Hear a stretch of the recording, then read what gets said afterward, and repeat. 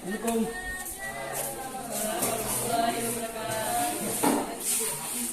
Baik ya. Kasih salam. Assalamualaikum warahmatullahi wabarakatuh. Yes. Siapa yang masuk? Siapa yang masuk? Yang tak masuk. Mas Kapolta kan kau. Gelian.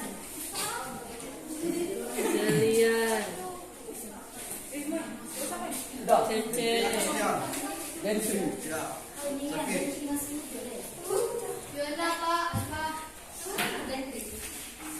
Siapa?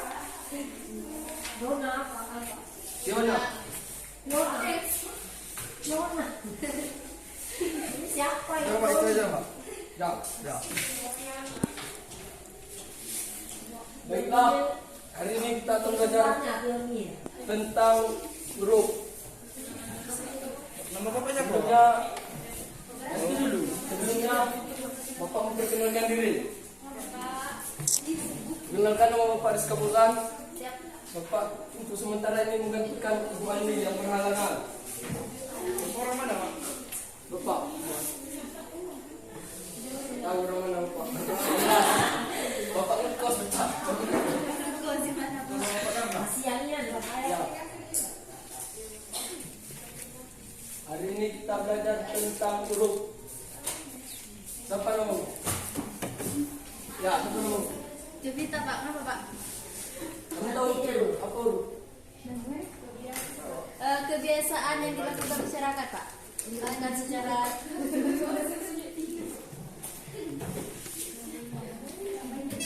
Ya, huruf.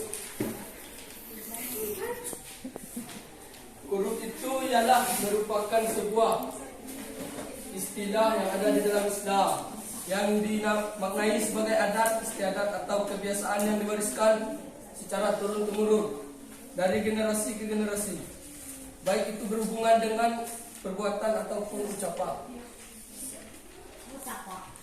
Di dalam hukum Islam, dasar hukum penggunaan huruf juga didasarkan atau disampaikan dalam beberapa dalil atau firman Allah dalam Al-Quran surah Al-A'raf ayat 199. Waldi, bacakan Waldi. Ada apa tanggungan? Ada apa?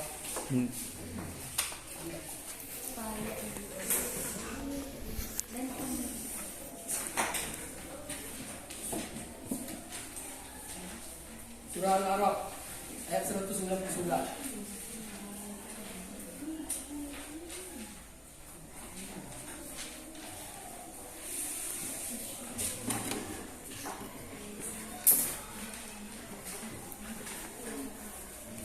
Tunggu Waldi. Enggak, Pak. Bapak aja bacanya, Pak.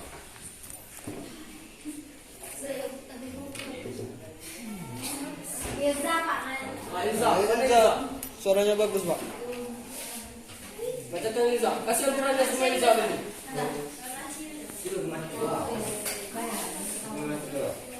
Nazwa sakit.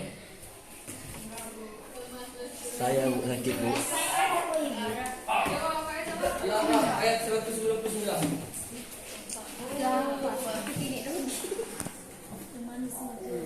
Sebatas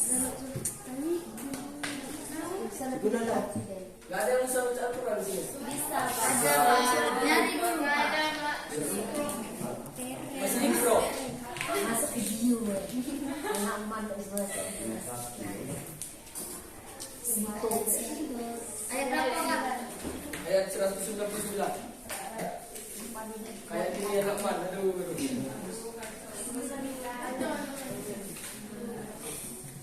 Enggak ada ranting. Selain teknis Pak tadi.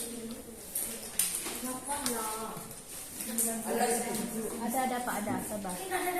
Hai. Wa imma.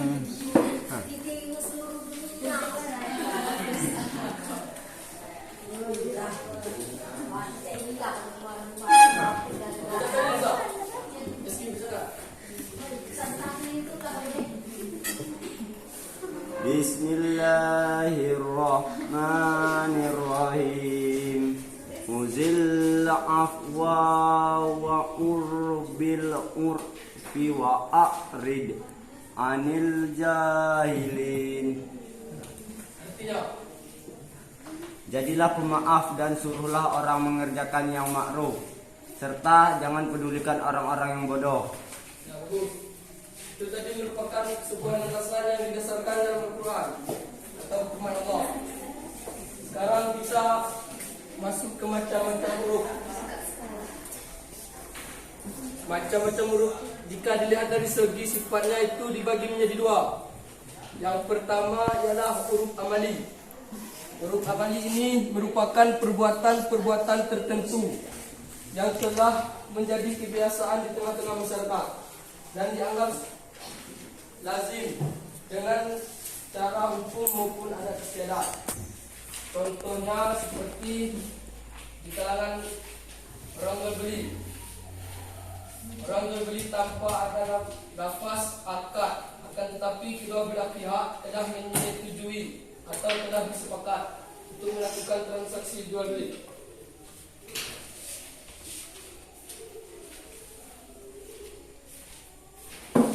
Dan juga contoh lainnya seperti mengadakan pertunangan sebelum melakukan akad nikah yang dipandang baik dan menjadi kebiasaan di dalam masyarakat dan tidak bertentangan dengan agama Allah atau ajaran Allah. Pak, Huruf apa Pak? macam-macam huruf amali. Mali. Selain itu Pak, kebiasaan yang berupa perbuatan itu contohnya apa Pak? Ya kita jual beli, melakukan pertunangan. Lagi. Banyak contoh lainnya. Banyak apa?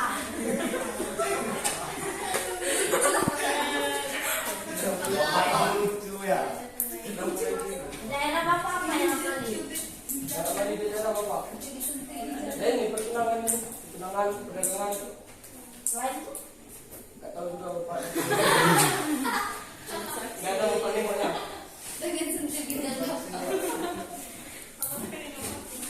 Yang kedua yaitu huruf qauli. Huruf qauli ini adalah ungkapan atau perkataan tertentu yang sudah dianggap lazim dan memiliki makna tertentu. Contohnya seperti kita menyebutkan dirham. Sudah pasti semuanya mengira dirham itu adalah uang. Hal ini sudah termasuk ke dalam huruf.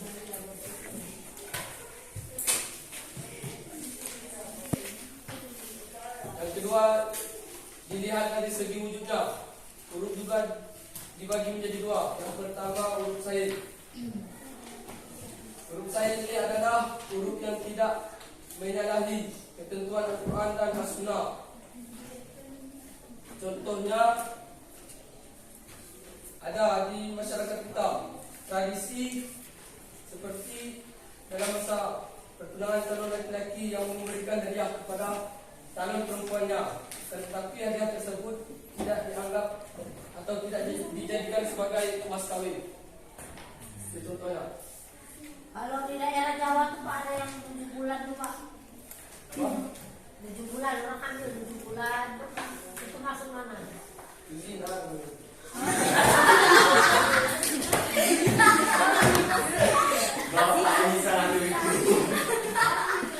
ada di mana?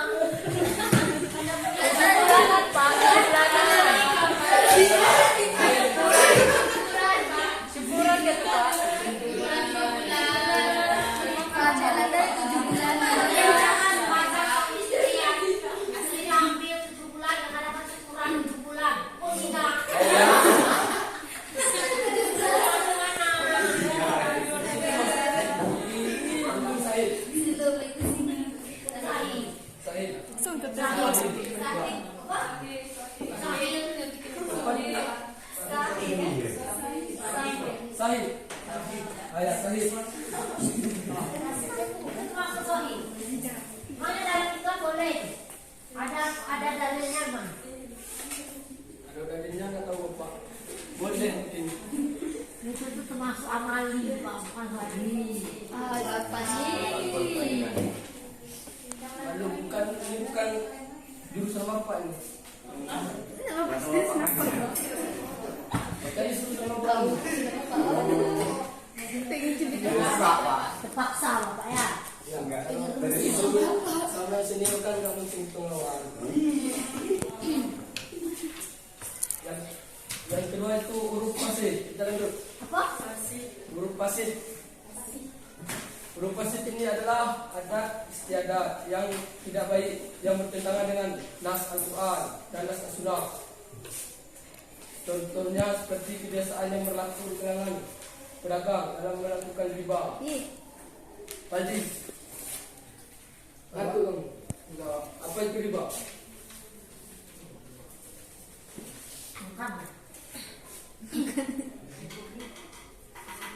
Ada yang tahu apa itu riba? Pani tahu?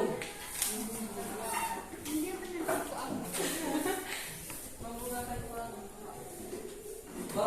Menggulangkan uang. Ya, terjadi. Contoh lain, Pak. Contohnya, seperti acara besar yang sering dilakukan oleh provinsi ya, provinsi kita, Tabon. Untuk kalian. Si Bapak bisa nyanyi. Hah? Kalau itu pernikahan acara itu. Boleh. Termasuk ada di sana mana? Joget-joget. Ada joget-joget. Iya. Ada orang kampung. Orang kampung kalau kayak gitu. Iya. Tapi dia mana? Masa ada di sana mana? Yang mana jogetnya? Yang pasti, yang pasti. Kita lanjut yang terakhir yaitu kehujahan. Kehujahan. Jadi kita apa kata lain dari kehujahan?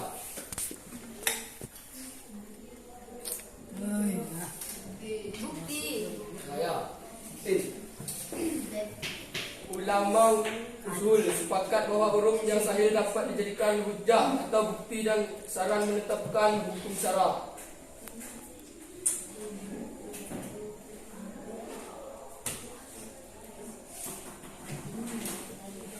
Pak, buka bapaknya masih begini.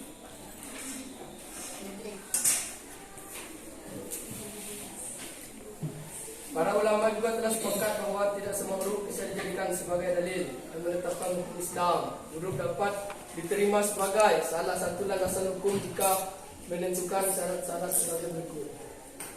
Apa syaratnya? Yang pertama itu tidak bertentangan dengan syariat. Yang kedua tidak menyebabkan kemaslahatan dan tidak menghilangkan kemaslahatan. Maksiatan. Ya. Ya itu. Ya ini Bapak kasih tambahan ya buat yang huruf fasid tadi. Huruf fasid ini tidak dapat dijadikan hujah. Hanya saja dari segi intensitas mazhab Hanafiyah dengan Malik lebih banyak menggunakan huruf dibandingkan dengan mazhab ulama yang menolak huruf yaitu Imam Syafi'i. Ada yang ingin ditanyakan? Tidak ada. Lanjut. Tanya juga bapak. Marah-marah.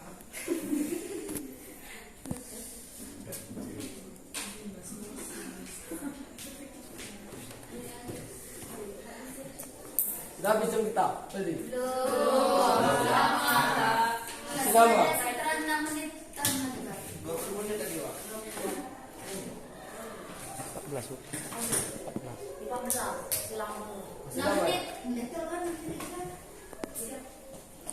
Sekarang ada coba ini yang di depan siapa yang namanya? Rayu. Ya pak. Coba berikan contoh dari macam-macam huruf tadi. Yang mana? Semuanya. Ya semuanya. Bukan Bapak huruf. Bapak di sini Sama telah. Pak saya yang jelaskan bapak ini. Bapak. Saya. Huruf kalau kaul itu perkataan setiap kebiasaan yang diucapkan di daerah masing-masing. Kalau amali perbuatan. Dengar apa Pak tuh? Ya dengar. Kalau huruf pasif, huruf yang bertentangan dengan Al-Quran dan Sunnah. Kalau huruf sahih itu tidak bertentangan dengan Al-Quran dan Sunnah. Tidak. Dah. Contohnya Contohnya yang mana Pak? yang huruf kali. Amali. Ya. Semua perbuatan. Yang kebiasaan contohnya tanggal 17 Agustus dapat upacara. Hari pahlawan mengadakan upacara, hari guru mengadakan peringatan hari guru, banyak tuh Pak. Kalau perkataan yang tergantung dari yang masing-masing. Kalau manggil panggilan tuh di daerah saya Pak, manggil kakak perempuan ini. Kalau kakak laki-laki itu udah tuh perkataan. Kalau Perbuatan. Perbuatan jadi dah. dah yang sahih bila tidak bertentangan dengan Al-Quran, contoh malam 17 Ramadan mengadakan Nuzulul Quran 17. Kemudian yang melanggar agama itu misalnya pergi ke dukun, percaya ke jimat-jimat. Kalau dukun beranak kan? Kalau dukun beranak Kalau dukun beranak tuh lain lagi Bapak. Pernah Bapak nanya itu berada? Ada pengalaman istrinya melahirkan. Kalau yang udah. Kan tidak melanggar Pak.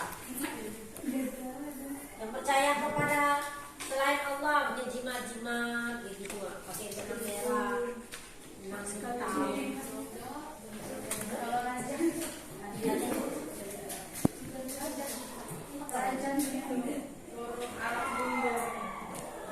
Jadi juga penyalahgunaan tuh. ada. Dah. Ya bagus. Untuk dengan teman kalian lebih berbeda, lebih bagus dari bapak. Iya. Besti kami Kak. Jadi kesimpulan dari huruf ini tadi adalah istilah Islam yang dimaknai sebagai adat istiadat atau kebiasaan yang diwariskan secara turun-temurun dari generasi ke generasi. Nah, nampaknya jam kita untuk habis ini ya. Mungkin ada 2 menit lagi. Kalau mau ke kantin, ke kantin. Silakan. Ya. Said Jawa. Kantin salam.